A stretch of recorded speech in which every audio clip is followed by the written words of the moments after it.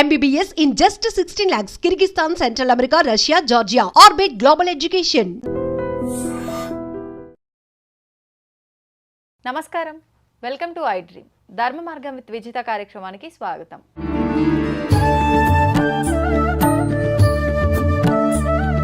అయితే మనం ప్రతి కుటుంబంలో కూడా ఎక్కువగా కొన్ని విషయాల గురించి ఆలోచిస్తూ ఉంటాము.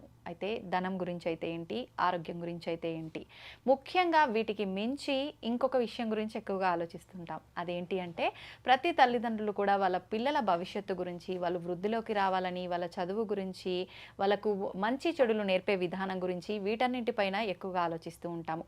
అయితే కొంతమంది పిల్లల్లో చూసుకుంటే చాలా వరకు చదువులో వెనకపడి ఉండటము, లేదు అంటే జ్ఞానం విషయానికి వస్తే బుద్ధి తక్కువగా ఉండడము, కొంచెం అంటే వెంటనే చెప్పింది అర్థం చేసుకోకపోవడము, స్కూల్లో టీచర్స్ చెప్పిన పాఠాలను కానివ్వండి, ఇంకా మిగతా ఏ విషయాలైనా కూడా అంత శ్రద్ధగా పెట్టలేకపోవడము, ఫోకస్ అనేది తగ్గిపోవడము, ఇలాంటివి చూస్తుంటాం. అలాంటి పేరెంట్స్ అయితే పిల్లల విషయంలో చాలా ఎక్కువగా బాధపడుతూ ఉంటారు. మరి అటువంటి పిల్లల కోసం లలితా సహస్రనామంలో ఎటువంటి నామం పారాయణం చేస్తే బాగుంటుందో ఇప్పుడు అమ్మతో మాట్లాడి తెలుసుకునే ప్రయత్నం చేద్దాం. ప్రస్తుతం మనతో పాటు ఉన్నారు శ్రీ విద్యా ఉపాసకులు డాక్టర్ పేరి అరుణ గారు. ఇప్పుడు వారితో మాట్లాడి తెలుసుకుందాం. అమ్మ నమస్తే. శ్రీమాత్రే నమః. అమ్మ ఎలా ఉన్నారమ్మా? బాగున్నాను తల్లి, మీరు ఎలా ఉన్నారు? బాగున్నానమ్మా. అమ్మ, ప్రతి ఒక్క కుటుంబంలో కూడా పిల్లలకు మించిన ఆలోచన ఇంకా ఏది వేరే తల్లిదండ్రులకు ఉండదమ్మా.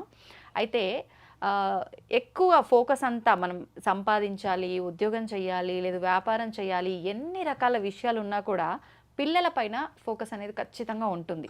అరే మా పిల్లలు ఇలా ఉండాలి, అలా ఉండాలి, అలా వృద్ధిలోకి రావాలి, ఇలాంటి జాబ్ చేయాలి, ఇలాంటి ఆలోచనలు ఎక్కువ ఉంటాయి. ముఖ్యంగా కొంతమంది పిల్లలు చాలా మందబుద్ధితో ఉంటుంటారు, ఎంత చెప్పినా వినకుండా ఉంటుంటారు, చదువులో చాలా వెనుకబడి ఉంటుంటారు, అసలు ఒక ఫోకస్ అనేది ఉండదు. అలాంటి వాళ్ళు లలిత పారాయణంలో ఎటువంటి నామం కనుక చేస్తే సహస్రనామాల్లోంచి బాగుంటుందంటారు? చాలా మంచి ప్రశ్న అమ్మ. ఈరోజు జనరేషన్ పిల్లలకి మీరు అడిగిన క్వశ్చన్కి తప్పకుండా వాళ్ళకి ఆన్సర్ వాళ్ళకి కనిపిస్తుంది. వాళ్ళు చేస్తే ఆ ఫలితం కూడా వాళ్ళకి తగ్గుతుంది. అలాంటి ఒక మంత్రము, ఒక నామము మన లలితా సహస్రంలో ఉందమ్మా. లలితా సహస్రం అంటేనే మహామంత్రములు. సో మనము ప్రతి నామము కూడా ఒక మంత్రంగా తీసుకుని దాని యొక్క ఉపయోగం అంటే దాని గురించి అర్థం చేసుకుని మనం కనుక దాన్ని జపిస్తే అది ఒక మహామంత్రం అవుతుంది. ఎప్పుడైతే ఆ మంత్రం జపిస్తామో, మనం దేని గురించి అది చదువుతున్నామో దాని ఎఫెక్ట్, ఆ వైబ్రేషన్స్, ఆ మంత్రం యొక్క శక్తి, పవర్ మన లోపలికి వెళ్తుంది. వెళ్ళిన తర్వాత మనలో ఆ చేంజెస్ కనిపిస్తాయి. అలాంటి ఒక నామము ఇప్పుడు మీరు అడుగుతున్న ఈ జనరేషన్లో పిల్లలు చదువుల గురించి వాళ్ళు ఫోకస్ పెట్టట్లేదు, వాళ్ళు సీరియస్గా ఉండట్లేదు, చదువులోను సిన్సియర్గా ఉండట్లేదు. ఇంకొక విషయం ఇక్కడ నేను చెప్తాను.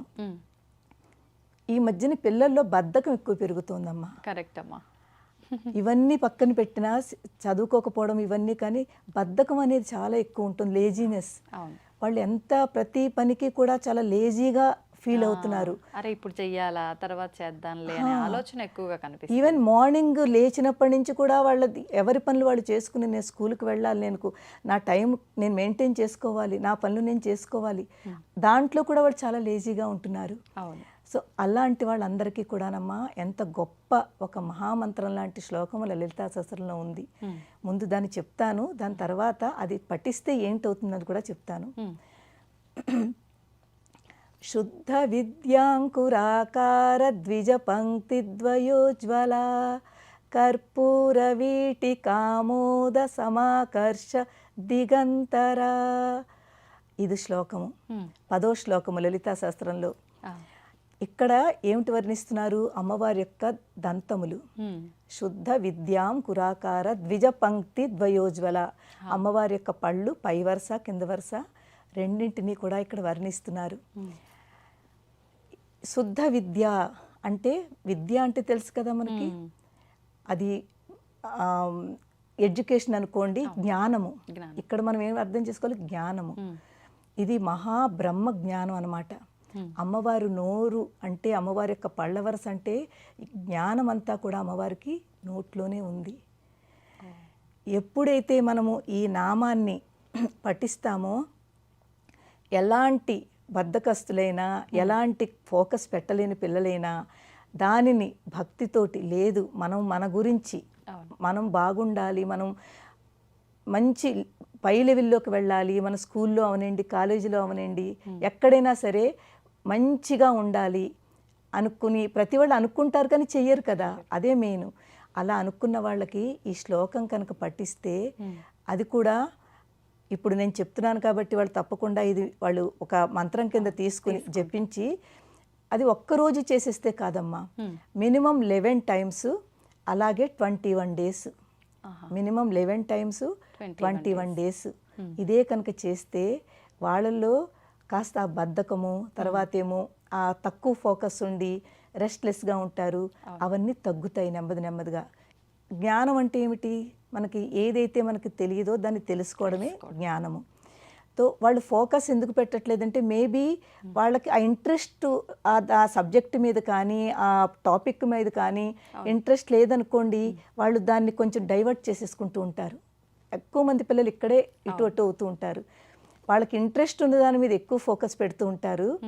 ఒకవేళ ఏ సబ్జెక్ట్ అయినా ఇంట్రెస్ట్ లేదనుకుంటే దానిని కొంచెం వాళ్ళు పక్కన పెడుతూ ఉంటారు.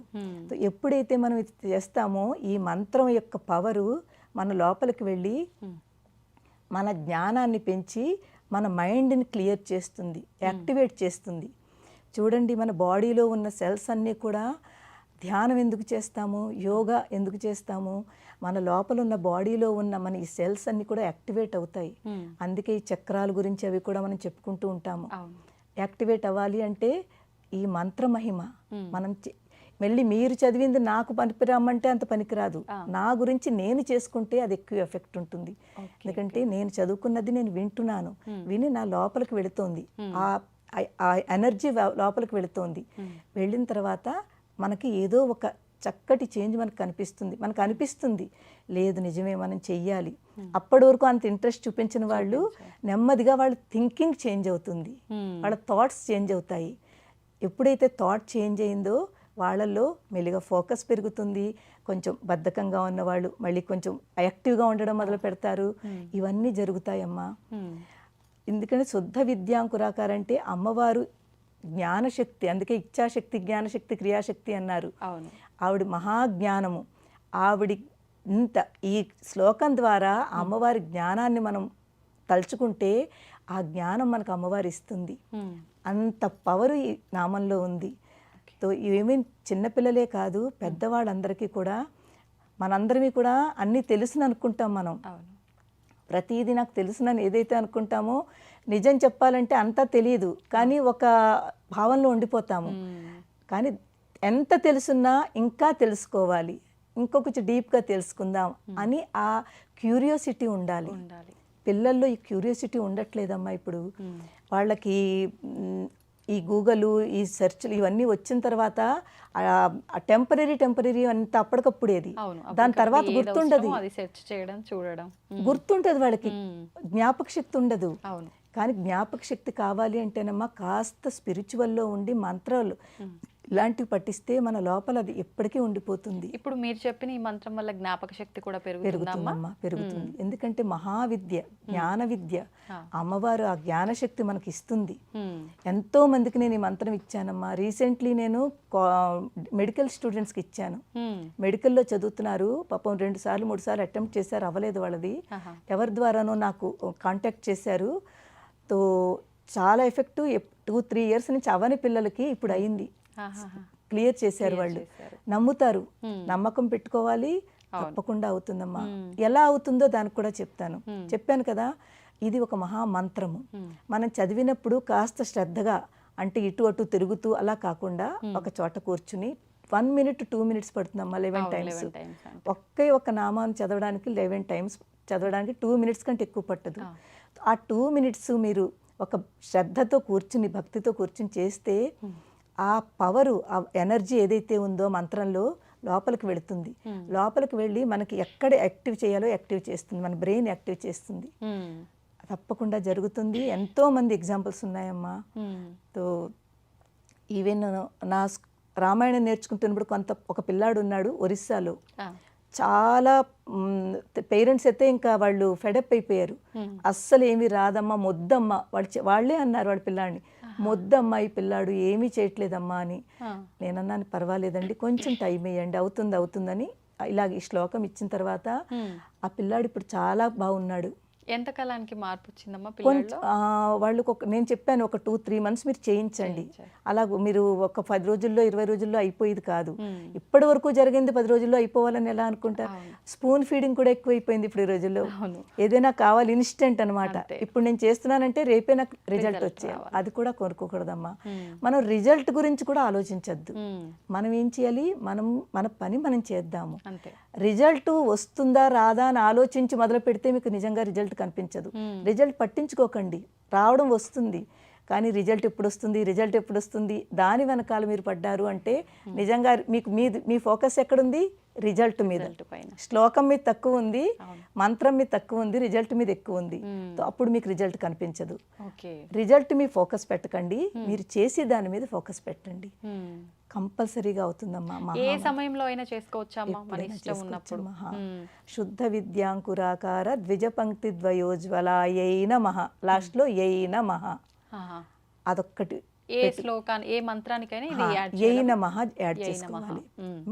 అంటే అమ్మవారికే మనం చదువుతూ అమ్మవారికి మనం సమర్పిస్తున్నాం, అమ్మ మాకు ఇది ఇయ్యి అని అడుగుతున్నాము. అమ్మవారికి అడుగుతూ నమస్కారం పెడుతున్నాం. అమ్మ భక్తితో, ఒక గ్రాటిట్యూడ్ తోటి, ఒక కృతజ్ఞతా భావంతో అడుగుతున్నాము. అమ్మ ఇప్పుడు గురు ఉపదేశంతో తీసుకున్న మంత్రానికి ఎక్కువగా అంటే ఫలితం ఉంటుంది అంటారు. ఇప్పుడు ఇలా వీడియో చూడటం వల్ల అంటే మీరు వాళ్ళకు ఉపదేశం ఇచ్చినట్టుగానే అవుతుందా? దానికి కూడా అంతే ఫలితం వస్తుందంటారా? వస్తుందమ్మా, చెయ్యొచ్చు. వాళ్ళు భావించాలి. ఇప్పుడు నా ఎదురుకుండా అమ్మగారికి వచ్చున్నారు, నేను అమ్మగారు చెప్పింది నేను చేస్తాను. నేను ఇప్పుడు చెప్పాను కదా, శుద్ధ విద్యాంకురాకార ద్విజ పంక్తి ద్వయోజ్వలాయై నమః. నేను చెప్పిన వెంటనే వాళ్ళు కూడా ఇదే లైన్ రిపీట్ చేసుకున్నారు అనుకోండి. నేను ఇక్కడ చెప్తున్నాను, వాళ్ళు అక్కడ రిపీట్ చేస్తున్నారు, అది మంత్రం తీసుకున్నట్టు. ఒకవేళ లోకల్లో దగ్గర వాళ్ళకి వీలుంటే కలిసి లేకపోతే ఫోన్ ద్వారా చేస్తే అది ఇస్తాను. అలా కుదరదు అనుకుంటే ఈ వీడియో కూడా వాళ్ళకి చాలా మంచిగా పనిచేస్తుంది. ఈ మంత్రం వాళ్ళకి చాలా బాగా పనిచేస్తుందమ్మా. వాళ్ళు నమ్మాలి, చెయ్యాలి, భక్తి ఉండాలి. నమ్మకము, భక్తి, శ్రద్ధ, ఈ 3 ఉండి ఒక 41 days చేయమనండి అమ్మా. ఎవరినైనా పిల్లలారా అందరికీ నేను అందరికీ చెప్తున్నాను, మీరందరూ కూడా ఒక 41 days ఈ ఒక్క నామం చదవండి. మీలో ఉన్నది ఆ లేజినెస్ అది తగ్గిపోతుంది. అలాగే మంచి జ్ఞానం పెరుగుతుంది, చాలా యాక్టివ్గా ఉంటారు రోజంతా. ఏదైతే ఇప్పుడు మీ ప్రాబ్లమ్స్ ఫేస్ చేస్తున్నారో మీరు ఆ ప్రాబ్లమ్స్ నుంచి బయటకు వస్తారు. మంచి తెలివితేటలతోటి ఇటుపైన అందరూ మిమ్మల్ని మెచ్చుకుంటారు. అలా ఆ స్థితికి వస్తారు. కానీ కొంచెం కష్టపడాలి. కష్టే ఫలే అంటారు. మనకి హిందీలోను కష్ట కర్నేసే కృష్ణ మిల్తే హే అంటారు. కొంచెం కష్టపడితే దేవుడు మనకి కనికరిస్తాడు. అమ్మా, లక్ష్మీ కళ అంటారు. కొంతమందిని చూడగానే ఇప్పుడు మీరు అనిపించినట్టుగా సాక్షాత్తు లక్ష్మీదేవి కూర్చున్నారు అనే రకంగా ఒక భావన కలుగుతుంది. కొంతమందిని చూడగానే నవ్వుతూ, మనకు అసలు అక్కడ ఏ జోకు ఏది లేకుండా, రీజన్ లేకుండా మనకు నవ్వాలనిపిస్తుంది. అలా పాజిటివ్గా అనిపిస్తుంటుంది. అయితే ఎందుకని అంటే మనం ఎంత తాపత్రయపడ్డా కూడా అలా వాళ్ళలా ఉండాలి అనుకున్నా కూడా ఉండలేకపోతుంటాం. ఇదంతా కూడా ఉండకుండా మంచి పాజిటివ్ వైబ్రేషన్తో మనము ఉండాలి, మన ఎదుటి వారిని ఉంచాలి అని అంటే లలిత సహస్రనామాల్లోంచి ఒక నామం ఉందని చెప్పారు. అదేంటమ్మా? నిజమమ్మా, చాలా మంచి క్వశ్చన్ అడిగి. అందరికంటే ముందు ఐ డ్రీమ్ ప్రేక్షకులకి ఆశీర్వచములు, ధన్యవాదములు. థ్యాంక్ యూ అమ్మా, thank you very much. So అమ్మా, ఈ రోజుల్లో మనందరికీ కూడా కావాల్సింది ఒక చిరునవ్వు కావాలమ్మా. మన ముఖం మీద చిరునవ్వు ఉంటే మనం ఎలాంటిదైనా కూడా మనం నెగ్గగలము, ఎదుర్కోగలము. ఆ చిరునవ్వుతోటే మనలో ఉన్న కష్టాలు చాలా ఉంటాయి. మనకి కష్టాలు బాధలు లేని మనుషులు ఉండరమ్మా. కానీ చాలామంది కష్టాలు బాధలు లోపల పెట్టుకున్నా కూడా వాళ్ళ ముఖం మీద చిరునవ్వు ఉంటుంది. ఆ చిరునవ్వుతోటే ఎదరవాళ్ళని ఇంప్రెసివ్గా అవతల ఎవ్వరు అనుకోలేరు తనకు నిజంగా అన్ని బాధలు ఉన్నాయా అని. ఆ చిరునవ్వుతోటే తన సంసారాన్ని చక్కగా కష్టాలున్నా కూడా చాలా ముందుకు తీసుకువెళ్తుంది. ఎవరైనా, అది లేడీస్ అయినా జెంట్స్ అయినా, ముఖం మీ చిరునవ్వు మాత్రం కావాలి. దీని గురించి అని మనకు లలితా శాస్త్రంలో ఎంత మంచి శ్లోకం ఉందో, ఎంత మంచి మంత్రం ఉందోనమ్మా. ఒక నామము. ఏంటమ్మా నామం? మందస్మిత ప్రభాపూర మజ్జత్ కామేశ మానస. మందస్మిత ఇక్కడ చెప్తున్నారు, అమ్మవారు ఎప్పుడూ చిరునవ్వు నవ్వుతూ ఉంటుంది. మందస్మిత అంటే చిరునవ్వు, ఎప్పుడు అలా చిరునవ్వు నవ్వుతూనే ఉంటుంది. ఆ చిరునవ్వుతోటి మందస్మిత ప్రభాపూర మజ్జత్ కామేశ మానస. కామేశుడు అంటే అమ్మవారి యొక్క భర్త, కామేశ్వరుడు కామేశ్వరి. తో కామేశ్వరుడు మనసులో కూడా పైకి కిందకి ఇలాగ తేలుతున్నట్టు అనమాట. ఆవిడ యొక్క మందస్మితం చూస్తూనే కామేశ్వరుడు మనసు కూడా ఆవిడ చిరునవ్వుకి లొంగిపోయాడు. అమ్మవారి యొక్క నవ్వుకి కామేశ్వరుడు కూడా ఆ చిరునవ్వు చూస్తూనే ఉండిపోతున్నాడు. తన మనసులోనే ఆ చిరునవ్వును అలా పెట్టుకుని కూర్చున్నాడు. అంత అందమైన ఒక భావం వచ్చే ఒక శ్లోకం లలితా సహస్రంలో. దీని ద్వారా మనం ఏం తెలుసుకోవాలి? కామేశ్వరుడునే ఇంప్రెసివ్ చేస్తోంది అమ్మవారి యొక్క చిరునవ్వు. అవును, అర్థం చేసుకుంటున్నారు కదా? అవునమ్మా, అర్థమవుతుంది. అంత ఇంప్రెసివ్గా చిరునవ్వుతో ఉండి కామేశ్వరుడే ఎల్లప్పుడూ ఆవిడ చూస్తూనే ఉంటాడట. ఆ మందస్మితం మనకిక్కడ ఏం చెప్తుందంటే, మనమందరూ కూడా మన జీవితంలో చిరునవ్వు తెచ్చుకోవాలి. అది చిన్న పిల్లలైనా పెద్దవాళ్ళైనా ఎవరైనా కూడా మన ముఖం మీద చిరునవ్వు ఉండాలి. ఆ చిరునవ్వు ఎలా వస్తుంది? ఆ చిరునవ్వు రావాలి అంటేనమ్మా మనకి కాస్త చిన్నప్పటి నుంచైనా ఒక పాజిటివిటీ. అంటే మనం చాలామందిని చూస్తే చాలా సీరియస్గా ఉంటారు. ఎంతోమందిని చూస్తుంటాను. నేను ఒక్కొక్కసారి అంటూ ఉంటాను వాళ్ళని, అమ్మ కాస్త నవ్వండి అమ్మ. నేను నిజంగా అంటూ ఉంటాను. మా క్లాసెస్లో అలా సీరియస్గా కూర్చుని వాళ్ళకి బాధలు ఉంటే వాళ్ళ మొహం మీద కనిపించిపోతుంది. నేను అన్నాను, ఏంటమ్మా ఏమైందమ్మా? చెప్పలేమండి, చాలా బాధలో ఉన్నామండి, అయినా చిరునవ్వు నవ్వండి అమ్మా అంటాను. నిజమే, మీకు బాధ ఉంది కానీ ఒక్కసారి నవ్వండి అంటే అప్పుడు వాళ్ళు ఆ చిరునవ్వు నవ్వితే వాళ్ళే అంటారు, నిజమే అమ్మా, ఎన్నేళ్ల తర్వాత మీరు మా చేత చిరునవ్వు నవ్వించారు అని. బాధల్లో ఉన్నప్పుడు ఇంకా ఎక్కువ చిరునవ్వు చక్కగా మందస్మితంగా ఉండాలి. లోపల ఉన్న బాధను కూడా మరిపించేస్తుంది చిరునవ్వు అమ్మ. ఇప్పుడు నేను నవ్వుతూ మీతో మాట్లాడుతున్నాను, మీరు కూడా నాకు అదే రెస్పాన్స్ ఇస్తారు. నేను సీరియస్గా ఉన్నాను, నేను అస్సలు నవ్వట్లేదు, మీరు మాట్లాడుతున్నారు, మీకు మనసులో అనిపిస్తుందా ఏంటి తిని ఇంత సీరియస్గా ఉంటారు, కొంచెమైనా నవ్వచ్చు కదా అనుకుంటాం కదా. నేను ఇంత నవ్వుతున్నాను, మాట్లాడిస్తున్నాను, అయినా తన నుంచి ఏంటి అలా ఉన్నారు, ఏ రెస్పాన్స్ లేదు అనుకుంటాం. తో అందుకే ఇక్కడ మనం ఎప్పుడు ప్రతి వాళ్ళు కూడా చిరునవ్వు మాత్రం మనసులో ఉంచుకోవాలి. ఇక్కడ ఒక రియల్ సంఘటన చెప్తున్నాను మీకు. ఒక మెడికల్ షాప్ ఉంది మాకు దగ్గరలోనే. ఆ మెడికల్ షాప్ అతను ఎప్పుడు అంటే కొత్తగా పెట్టుకున్నాడు పాపం. చిన్న మెడికల్ షాపు ఎక్కడో చాలా లోపలికి ఉంది, అందరికీ కన్వీనియంట్గా కూడా లేదు. కానీ అతను చేసేది ఏంటంటే ఆ మెడికల్ షాపులో ఎవ్వరు వచ్చినా కూడా నవ్వుతూ, నాయన రండి కూర్చోండి, ఇక్కడ మీకు ఏం కావాలి, ఏం మెడిసిన్ కావాలి, ఎంత మందస్మితంగా ప్రేమతోటి వచ్చి పిలిచి ఆ నవ్వుతో ఆ కస్టమర్స్ని ఆకట్టుకుంటున్నాడు. ఎప్పుడైతే కస్టమర్స్ అతనిలో ఉన్న చిరునవ్వు చూసి ఆ మంచితనాన్ని చూస్తున్నారో ఎక్కడ లోపలకున్నా కూడా కస్టమర్స్ పెరగడం మొదలుపెట్టారు.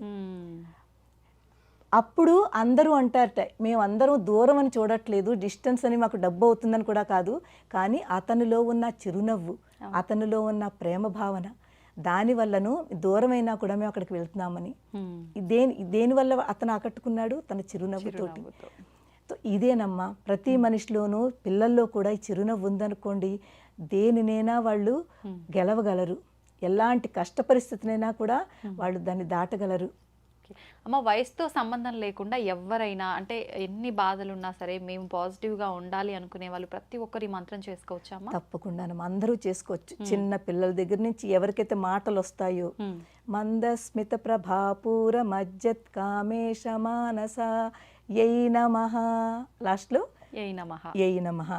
ఇది చిన్నపిల్లలు మాటలు వచ్చిన పిల్లల నుంచి పెద్దవాళ్ళు, ఓల్డ్ ఏజ్ వాళ్ళు కూడా, స్పెషల్లీ ఓల్డ్ ఏజ్ వాళ్ళు కూడా బాగా చేసుకోవాలి.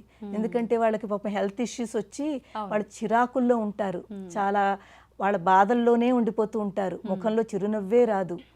అలాంటి వాళ్ళు ఇది చదువుకున్నారంటే చదువుకున్న తర్వాత వాళ్ళకి నెమ్మదిగా వాళ్ళలో పాజిటివిటీ పెరుగుతుంది. పాజిటివిటీ పెరిగి ఆ చిరునవ్వు ముఖం మీద వచ్చి వాళ్ళ బాధలను కూడా మర్చిపోతారమ్మా.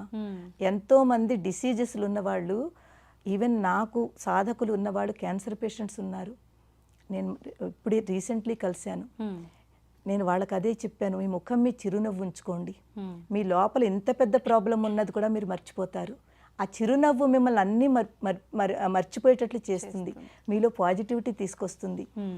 ఆ పాజిటివిటీ కావాలంటే మనకు ముఖం మీ చిరునవ్వు కావాలి. తర్వాత ప్రేమ, ఎప్పుడైతే చిరునవ్వు వస్తుందో ఆటోమేటిక్గా ప్రేమ కూడా వచ్చేస్తుంది, కనెక్టివిటీ రెండింటికి. అంతేకాని మనం చిరునవ్వు నవ్వుతూ సీరియస్గా అలా ఉండదు. చిరునవ్వు ఉందంటే ప్రేమ ఉంది అక్కడ. సో ఈ కనెక్టివిటీ ఉంది. ఈ చిరునవ్వుకి అంత మహత్వం ఉందమ్మా. ఎన్నిసార్లు చేయాలమ్మా ఈ మంత్రం కూడా? 11 సార్లు. ఇది కూడా టైం ఉంటే 21 సార్లు చేయండి, లేకపోతే 11 సార్లు, మినిమం 11 సార్లు 41 డేస్ చేయండి. మనం 41 డేస్ ఎందుకంటామో చెప్తాను. చూడండి, దేనికైనాను అలవాటు పడ్డం. ఇప్పుడు ఇలా 41 రోజు చేసామనుకోండి, మనం దానికి అలవాటు పడతాము. అలవాటు పడిన తర్వాత ఇంకా అది నచ్చుతుంది, మనకి మార్పు వచ్చింది అంటే ఖచ్చితంగా పాటిస్తాము. చేస్తున్నాం బాగానే ఉంది కదా అని మనసులో మనకు ఆ పాజిటివిటీ వచ్చిందనుకోండి, దాన్ని మళ్ళీ ఇంకా కంటిన్యూ చేస్తాము. ఆ కంటిన్యూ చేయడానికి ముందు మినిమం 41 డేస్ చేస్తే కనుక మీరు కంటిన్యూ చేయగలుగుతారని చెప్తాము. ఓకే అమ్మా, ఇప్పుడు ఆడవారికి నెలసరి సమయంలో ఇలాంటి పూజలకైతే దూరంగా ఉంటాం, ఇలాంటి మంత్రాలు ఇవన్నీ పారాయణ చేసుకోవచ్చమ్మా? చూడండి, ఇక్కడ 2 రకాలు ఉంటుంది. మనము దీక్షగా సంకల్పంగా చేస్తాం కదా, నేను 41 డేస్ చేస్తాను అని ఒక దీక్ష పెట్టుకుంటాము. దీక్ష పెట్టుకున్నప్పుడు ఇది ఒక మంత్రం కింద తీసుకుంటున్నాము. మంత్రం కింద అనుకున్నప్పుడు మీరు 4 days, only 4 days, 5th day నుంచి అన్నీ చేయొచ్చు. ఓన్లీ 4 డేస్ మీరు చదవకండి, అది ఒక మంత్రం కింద అనుకున్నప్పుడు.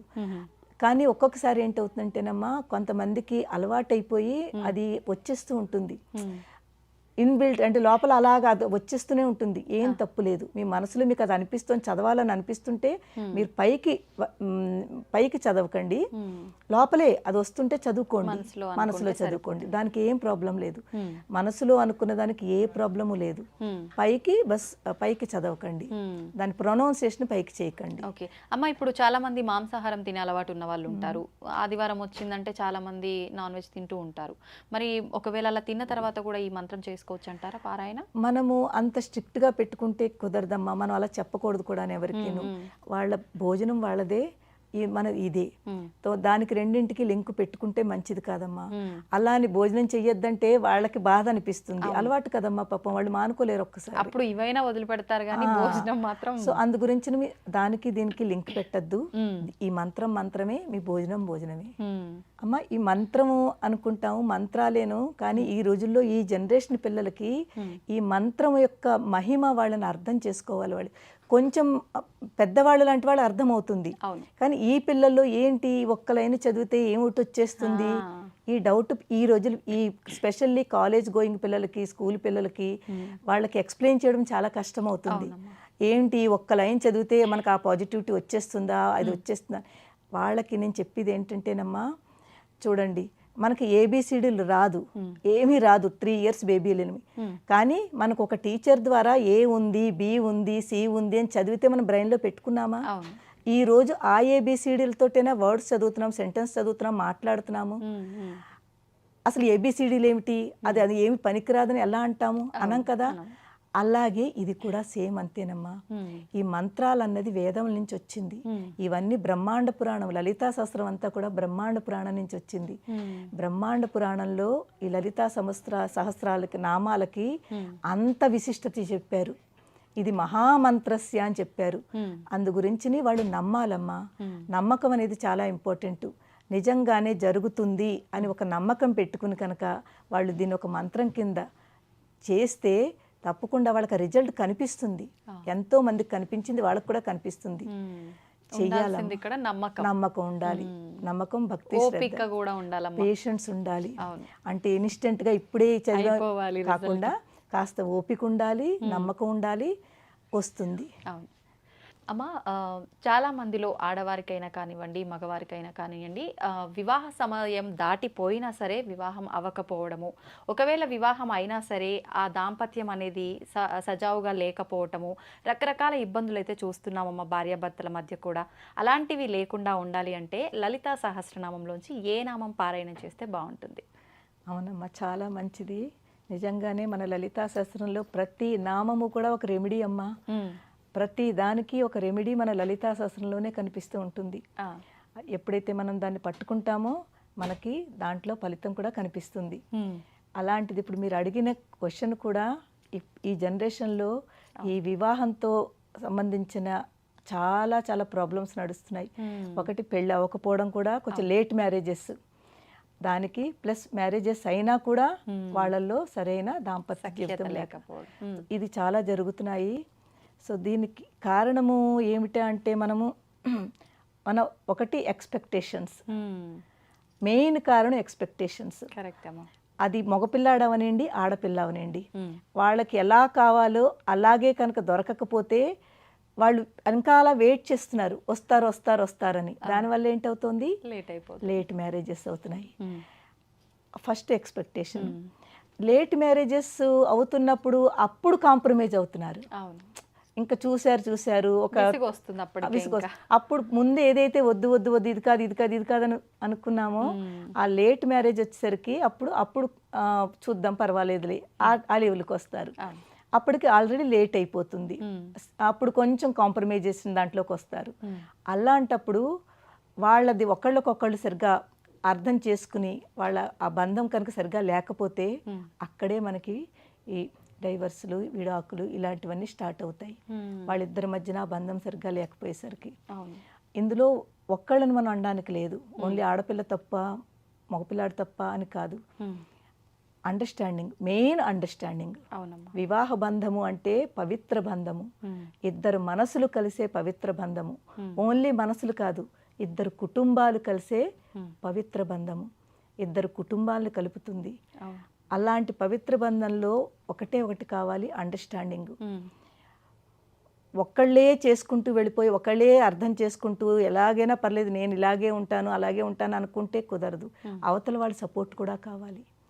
ఆ సపోర్ట్ ఉన్నప్పుడే మనం ఎంత చేసినా కూడా దానికి విలువ ఉంటుంది. ఆ సపోర్ట్ దొరకనప్పుడు వన్ వే అయిపోయింది. మనం ఎంత చేసినా అవతల నుంచి సపోర్ట్ దొరకట్లేదు అనుకున్నప్పుడు చాలా బాధ అనిపిస్తుంది. అలాంటి కేసెస్ మనకు కనిపిస్తున్నాయి.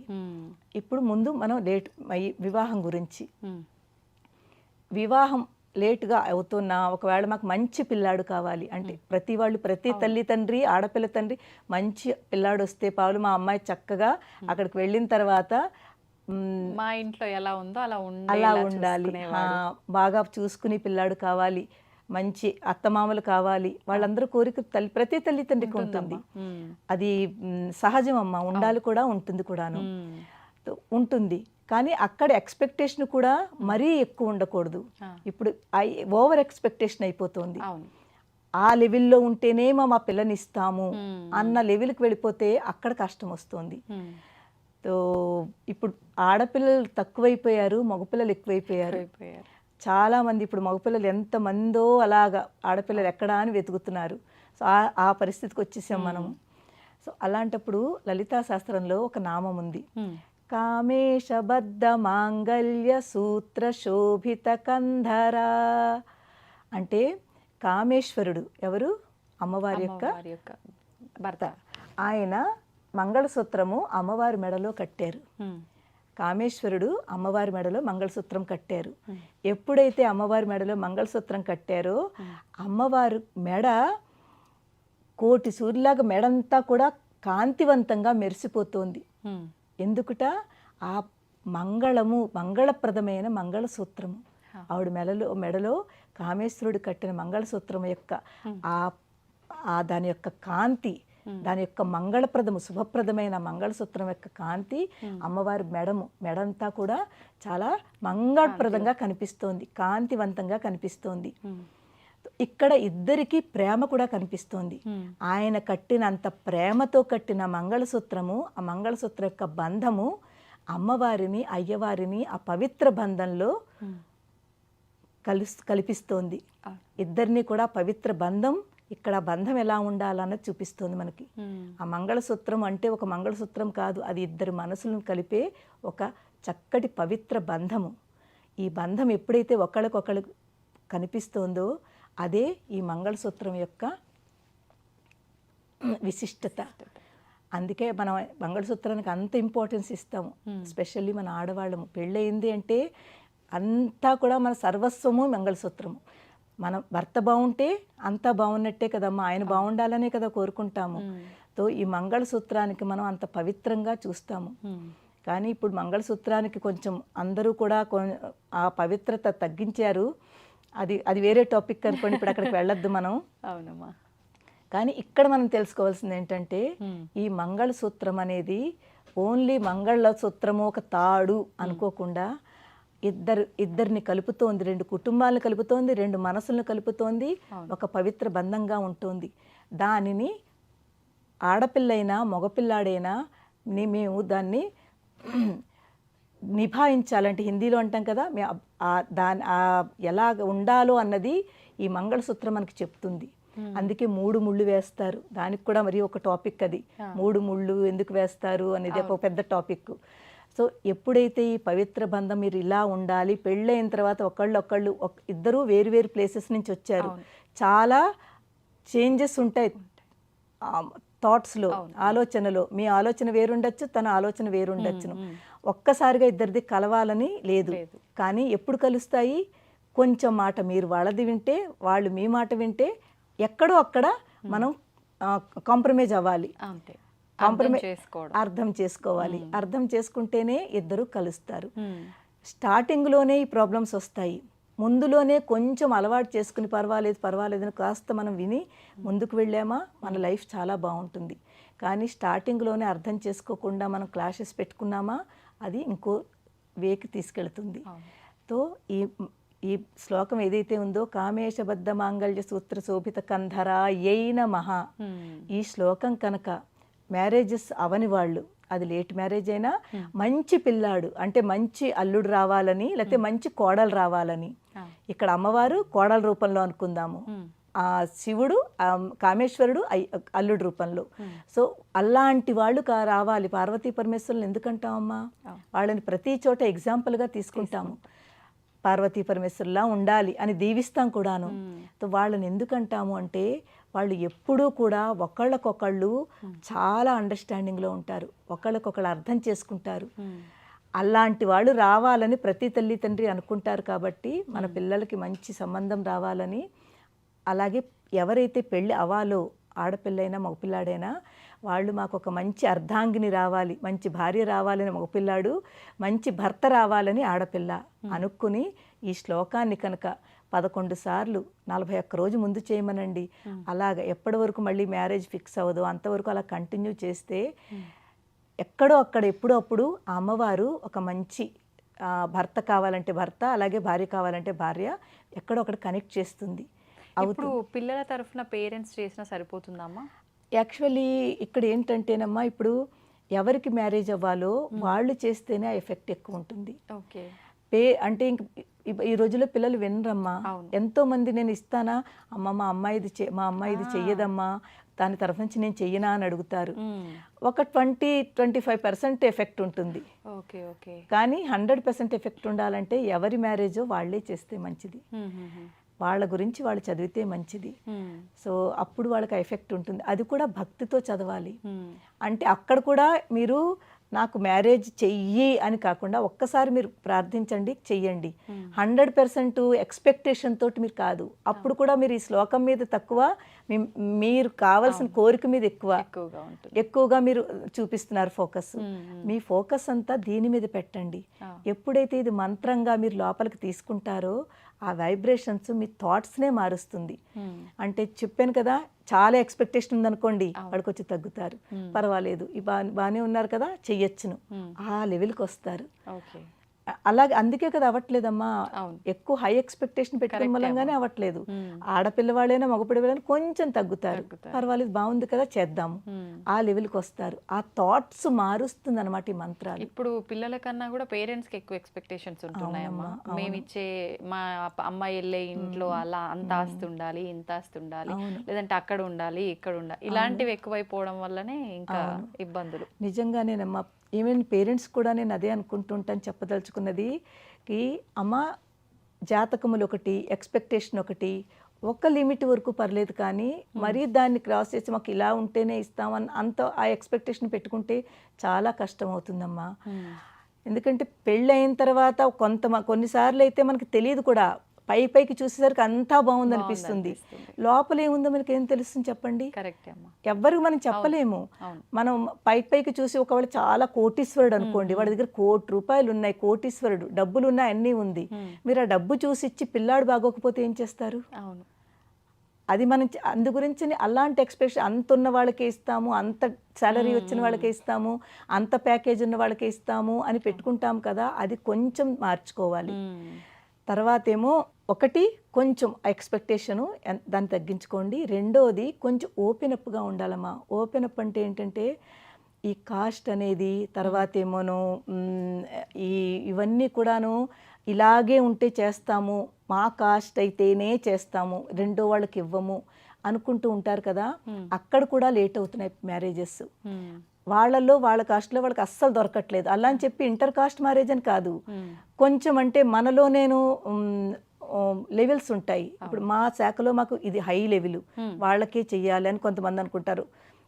ఫర్ ఎగ్జాంపుల్ మేము ద్రావిడ అనుకోండి, బ్రాహ్మిన్స్లో మేము ద్రావిడ పిల్లాడికే ఇస్తాము అని మనసులో పెట్టుకున్నారనుకోండి, అక్కడ మీకు లిమిట్ అయిపోయారు.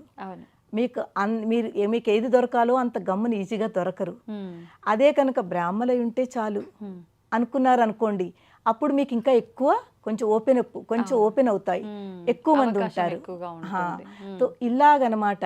అదే ఎవరి దాంట్లోనే కొంచెం ఓపెన్ అప్గా, ఒక్కటే అదే కావాలనుకోకుండా కొంచెం ఫ్రీక్వెంట్గా అనమాట, కొంచెం ఓపెన్ అప్గా పెట్టుకుని పర్వాలేదు వీళ్ళనైనా మనం చేసుకోవచ్చును అని పెట్టుకుంటే మన దగ్గర ఎక్కువ ఛాన్సెస్ ఉంటాయి.